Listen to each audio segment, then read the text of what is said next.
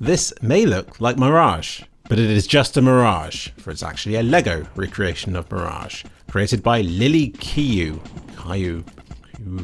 and it's fully destructible. It's just the area around Bombsite B for now, and it's great to see the actual map of Mirage inside the skybox for once. A lot of people may hate on Source 2 for killing all the fun game modes and for ruining Counter-Strike, but this map takes the best bits of it, like the improved lighting on physics objects and generally better physics all round, and makes it into something fun. I tried playing Deathmatch in it, but the bots could seemingly see through the walls, and we all ended up spawning in the same places over and over, leading to the best spawn camping experiences I've had since matchmaking. The physics pieces seem quite weightless, allowing for you to shoot them across the level with bullets, or better still, a well-placed high explosive grenade. And the physics work well. Nothing went horrendously wrong with it for me, but it did begin not slowing down, but sort of struggling a bit once the entire level was active and broken up, which is fair enough. Any obvious glitches I saw just turned out to be chickens running beneath the rubble, pushing stuff about. But seeing these chickens causing destruction all over the place, I had to investigate. Can they single-handedly destroy the level? I had to shoot everything up a bit first to get the physics active, but after that I did my best to herd them into walls and to see if I could bring down Bombsite B without needing C4. Unfortunately, herding these chickens was like herding cats, and they headed about like headless chickens.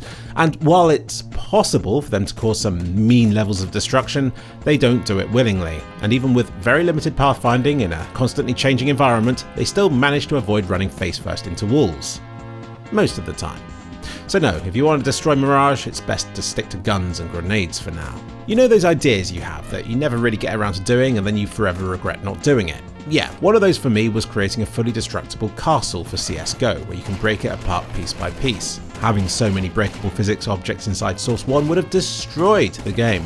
So my plan was to have it all made out of static pieces, only to be swapped out for physics pieces resembling the same shape when damaged. And this is exactly how this map has been done, where stuff won't break apart until damaged. As for my own castle project, it quickly dawned on me how big an undertaking it was. I was aiming for Red Faction gorilla-sized fragments of debris, but it quickly became a huge amount of work to create so many layers of spawning objects inside of other spawning objects inside of other spawning objects, all seemingly having to be manually made and named and tagged to other stuff, and between each broken chunk there were obvious shear lines and there were runaway cascades that would crash the game engine, and with it being Source 1, even when it did work out, it still looked like ass anyway. But with Source 2, maybe.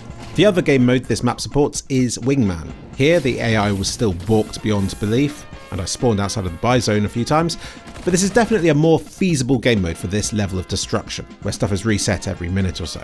Plus, the C-Force detonation really shakes the level up the way you'd want an explosion too. I've always put heavy emphasis on bot support, especially on custom game modes where you really need them to help get the mod off the ground, to sustain it, and then to populate the servers once the game loses favour.